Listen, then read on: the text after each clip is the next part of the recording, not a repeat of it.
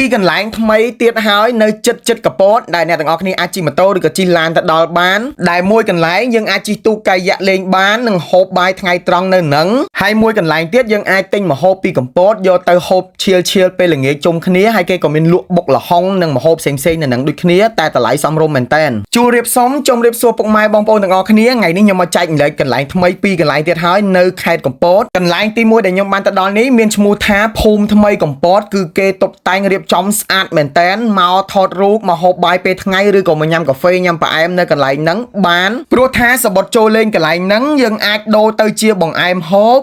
ឬក៏ដូរទៅជាតកកឈូសហូបបានដូចគ្នាអ្នកទាំងអស់គ្នាឬក៏អ្នកទាំងអស់គ្នាចង់ដូរទៅជាទូកកាយៈសម្រាប់ជិះលេងក៏បានដូចគ្នាអញ្ចឹងគឺចំណេញមែនតើសបុតដែលយើងទិញហើយអត់ខាតទេយើងអាចដូរទៅជាទូកឬក៏ជារបស់ហូបបានប៉ុន្តែយើងអាចដូរជាកាហ្វេហូបបានទេអ្នកទាំងអស់គ្នាខ្ញុំសង្កេតឃើញថាកន្លែងរបស់គេហ្នឹងរៀបចំបានប្លែកហើយស្អាតមែនតើដូចជាបុរាណហើយបែបកាត់សម័យទៀតអ្នកទាំងអស់គ្នាស្តៀងបុរាណបន្តិចស្តៀងសម័យបន្តិចជាពិសេសគឺកន្លែងអង្គុយហូបបាយថ្ងៃជុំគ្នាគេមានបែបតុកបែបកញ្ចោះរឹងអូគឺគេតុបតែងបានស្អាតមែនតើអូខេចប់ពីភូមិថ្មីកពតខ្ញុំនាំអ្នកទាំងអស់គ្នាទៅមកកន្លែងទៀតចិត្តកពតដូចគ្នាដែលមានឈ្មោះថាប៉ាណេចរ Camping ដែលជាកន្លែងបោះតង់ថ្មីនៅឯខេត្តកពតយើងអាចយកតង់ទៅខ្លួនឯងក៏បានឬក៏ជួលតង់គេនៅនឹងក៏បានគេមានជួលមកកាផ្លេហ្មងកន្លែងហ្នឹងគឺត្រូវជាមួយអ្នកបោះតង់កុំភ្លេច share មួយទៅទុកគ្រាន់តែពេលមកកពតមកបោះតង់មើលតុក្កតាអីគឺអែមមែនតើហើយនៅហ្នឹងគេក៏មានលក់កាហ្វេបែប slow bar ដែរយើងក៏អាចទៅអង្គុយលេងផឹកកាហ្វេ